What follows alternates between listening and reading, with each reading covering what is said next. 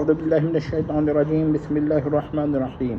ایمان جو ہے وہ اعتقاد جازم، سالم، غیر متزلزل، ثابت کو کہتے ہیں۔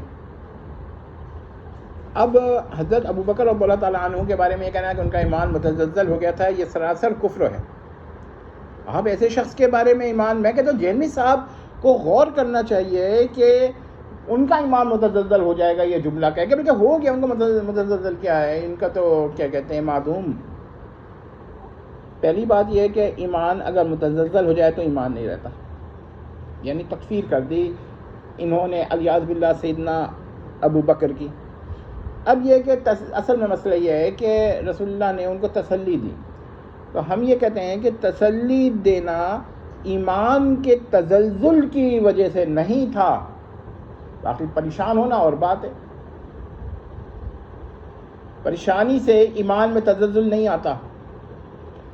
تو یہ ہم تسلیم کرتے ہیں کہ جیلمی صاحب نے سیدنا ابو بکر رضی اللہ تعالیٰ عنہ کی یہاں تکفیر کی ہے الیاذ باللہ تعالی، اور اب ہم کہتے ہیں کہ جو سیدنا ابو بکر کی تکفیر کر رہا ہے، دبے لفظوں میں کر رہا ہے، وہ کس طرح اپنے کو تکفیری ہونے سے بچا سکتا ہے؟ انہوں نے تو حضرت ابو بکر کے ایمان کو متزلزل کہہ دیا، یہ تو پھر آپ سمجھیں کہ جس کو جو چاہے کہہ دیں، کل کو یہ کہہ دیں گے الیاذ باللہ انبیاء کا ایمان متزلزل تھا، کیونکہ تسلی دی گئی۔ تسلی دینا، کمفرٹ کرنا، کسی کو دلاسا دینا، یہ ہرگز اس کی دلیل نہیں ہے کہ اس کا ایمان کمزور ہے، بلکہ ایمان ہی کی بنیاد پہ تسلی دی جاتی ہے۔ ایمان نہ ہو تو تسلی کی کیا ضرورت ہے؟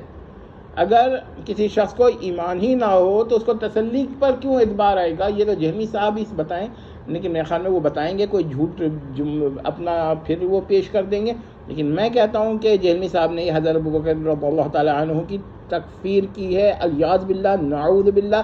توبہ ہم جہمی صاحب سے مطالبہ نہیں کریں گے کہ اس درجے پہ جانے کے بعد اس سے ہم مطالبہ کریں۔ ایک آدمی ہوتا ہے وہ غیر مسلم ہوتا ہے، یہ تو کیا کہتے ہیں کچھ کفر ہو جاتے ہیں اس سے، لیکن یہ تو اہتمام کے ساتھ، انتظام کے ساتھ کفریہ جملے بول رہے ہیں۔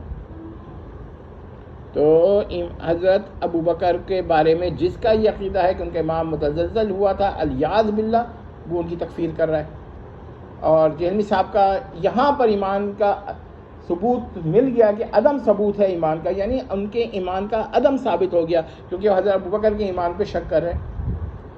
الیاذ باللہ ایسا شخص ہیں یہ جہمی صاحب، لیکن ان کے ماننے والے ان کو ابھی بھی نہیں چھوڑ لے تو ان کے بھی ایمان ختم ہے، کوئی تعویل نہیں ہے، کوئی توجیہ نہیں ہے یہاں پر۔